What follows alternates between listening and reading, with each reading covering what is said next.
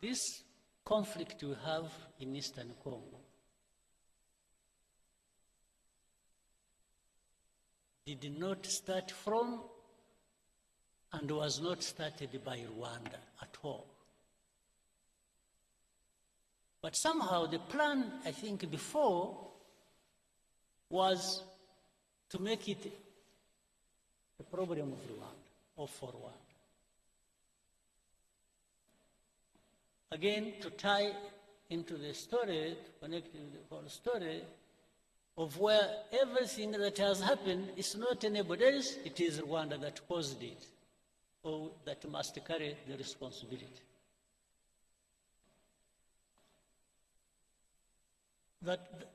I think that needs somehow in your minds or whatever, or by gathering facts, that problem needs to be settled. This has not been our war. We didn't cause it, and it did not originate from here by any means. We are not part of the origin, except for being associated with the saying, oh, this is M23, the story that was there 2012, and for 10 years it was not addressed, it comes back, still it comes to be our own problem. But the same people, in fact, one time when in Nairobi we had a meeting with heads of state at the beginning of this conflict. I had opportunity to ask President Tshisekedi in the same meeting. I said, President, how has this become Rwanda's problem? How has it become? This is not anything started by us or didn't come from Rwanda. Why? He just hesitated, and I told him, I asked him, I said, do you know, are you aware of the fact that actually that whole rural areas, those areas around, have more or less been taken over by FDLR, and they even man roadblocks and collect taxes? He hesitated and said, yeah, he has heard about it. This was his answer to me. He said, so what do you think FDLR is there doing? And why do you allow them to be there? And we have asked you to work with you to address that problem together. You have refused. Now, before that was over, another president offered an explanation, and where those people originated from when they went to fight in Eastern Congo, saying it came from started from his country. So, and every time I brought up this issue with the people, I said, why did you make this Rwanda's problem? It is not Rwanda's problem, it is the problem of Congo and their own people, and it only becomes our problem when it comes to FDLR that must be sorted out. One way or the other, either you sort it out, you Congolese, or the UN that is employed there, and there are thousands, you address that problem and stop them from invading our country, or we will sort it out ourselves.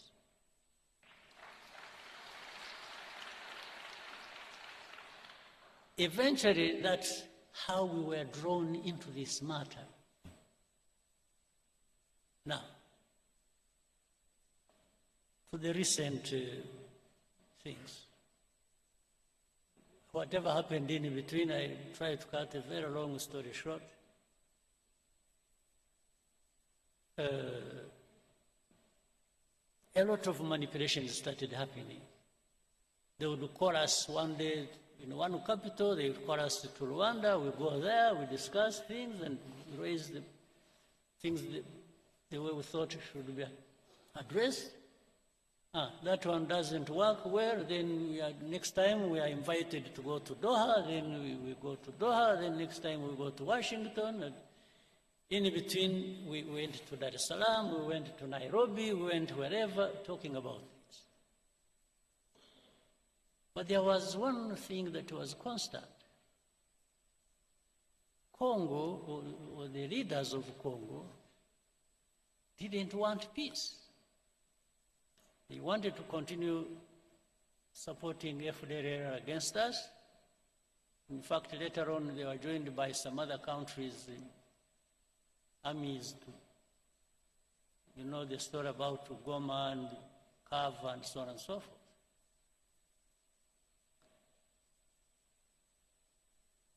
So, but we told them, just help us deal with FDLR, and for us, we will not. But in the end, something came up. It's like, by the way, you should also, it's like, even now when we talk about removing defensive measures and so on and so forth, which I'll come to later, they say Rwandan troops must pull out of Congo and so on. And so we say, yes.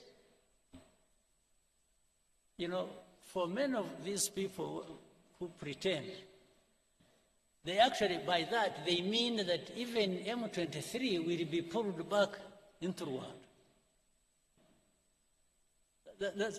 That's something hidden behind. It's like they expect us to be receiving M23 here. Now, that goes into a long debate, whether or not, and how these people are Congolese or not. That's another story now. And I always tell them, no, this is a story that doesn't involve me, because how they became Congolese, how whatever happened in Congo and between Congo and Rwanda, as of those years, I was not yet born. So I don't know. I cannot be asked to answer for colonial times problems. I was not there. And Rwanda is not responsible for that. Now we'll go into the last thing we went to when you went to Washington, and which the whole process has resulted into sanctioning Rwanda, sanctioning RDF, sanction. It's just sanctions, sanctions, sanctions. And sometimes we even want to tell them, say, wait a minute, let's understand each other. What's going on? And there is no time. There's no time for Rwanda to be listened to. It's just sanctions, sanctions. That's what we said, that's what we do, that's what we do. Now,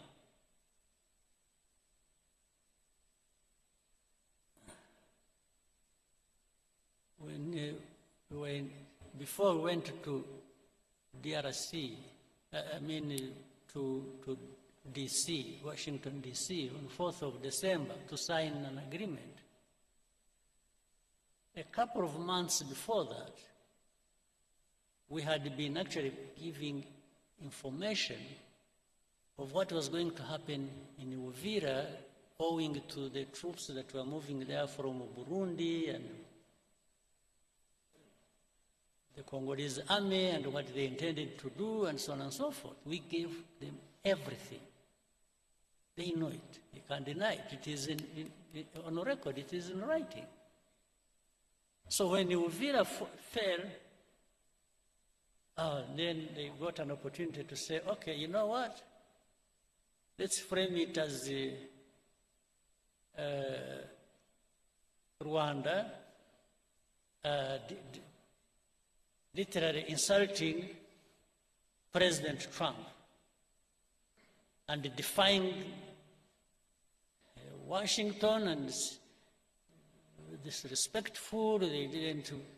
So they are the ones who caused the Uvira. And we told them, so this Uvira was, we forewarned you about Uvira 2 months before signing the agreement. Said, how can you hold us responsible for this? Then, initially I thought the initiative they had brought up of saying, you know, they want to resolve the problem of, first of all, the political problem internally, then the security problem that concerns Rwanda and the region, then the economic partnerships between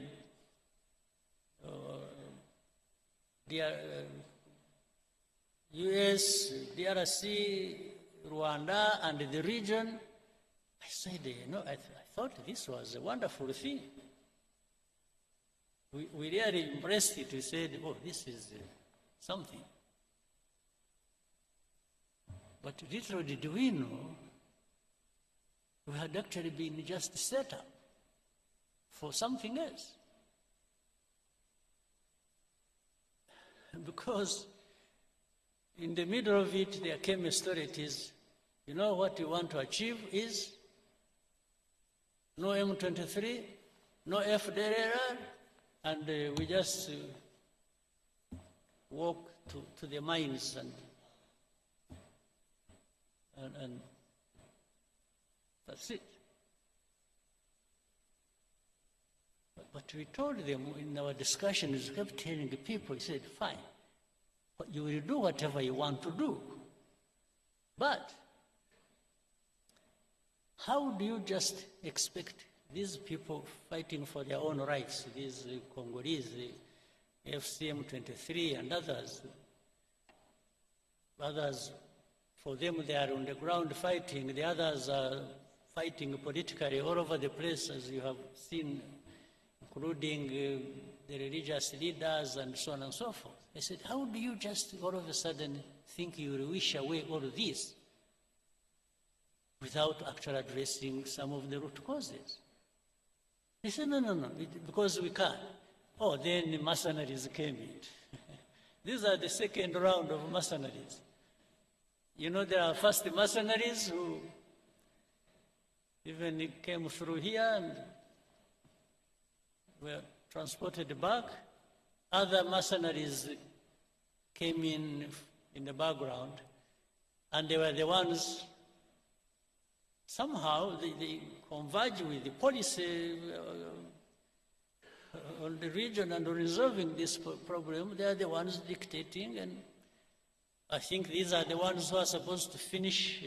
But this, while the initial thing was to finish FDLR and finish M23, this time it has become finishing M23, not FDLR. FDLR because they are working with the same people and working with the government of Congo.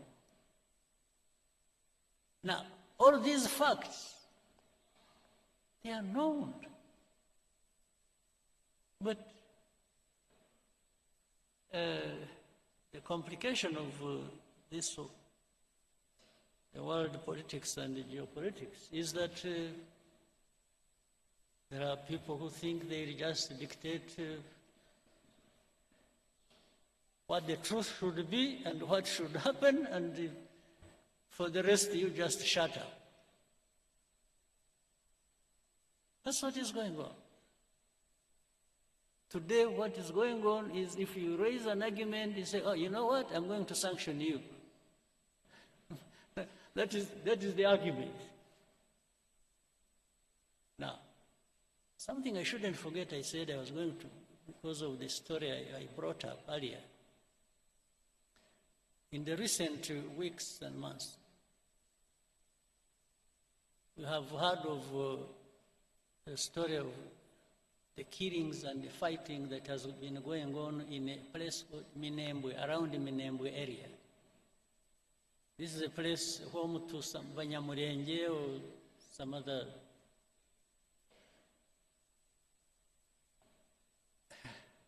What is disturbing? At the beginning, when even in our argument, when we told them what is really happening on the ground and telling the people how, telling the powers that be what was going on, and say people are being killed, they are being, drones were firing at them indiscriminately. In markets, in churches, many people died. Maybe, hopefully one day people will go there and investigate and will find the truth. But what was disturbing was that in that same conversation and argument, somebody says, don't bring up that issue, it is none of your business.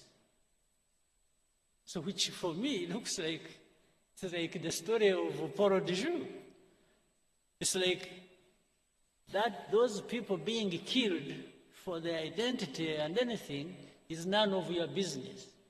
Meaning, shut up, we are going to kill them anyway.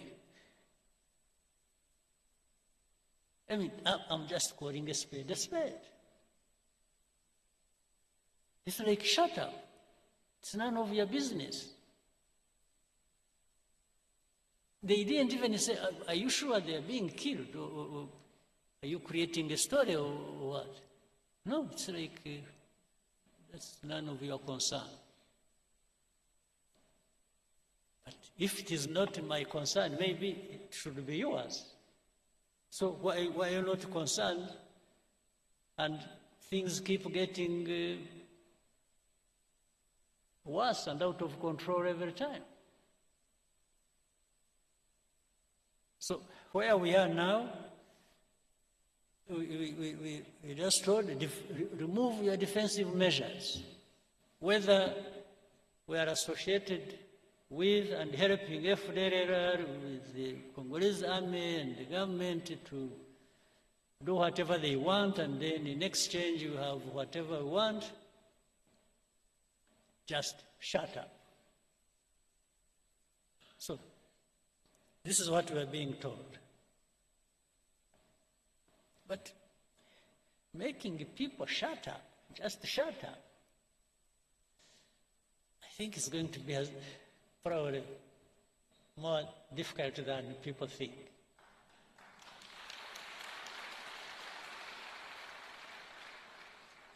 To say we will support those who want to come and kill you, or like they killed you last time, or we will handle it the way we want, so shut up. Well, I only shut up when I'm dead. That's what I'm saying.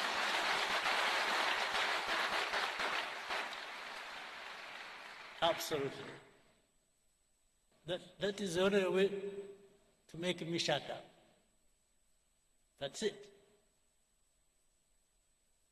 For the belittling everything and making it look like some people's lives are just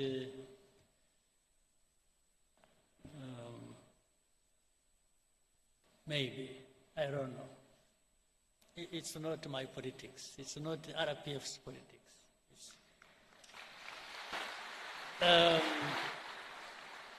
We're a small country,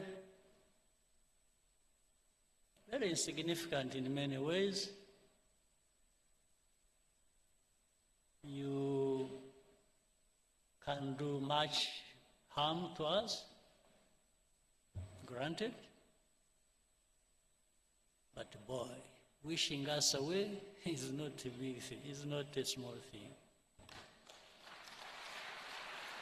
Wishing us away just to say disappear. They were saying they will make disappear FDLR, they will make disappear M23. By extension, they were saying even you, Rwanda, will make you disappear. Well, I can't invite it. I can't wish to have such a thing.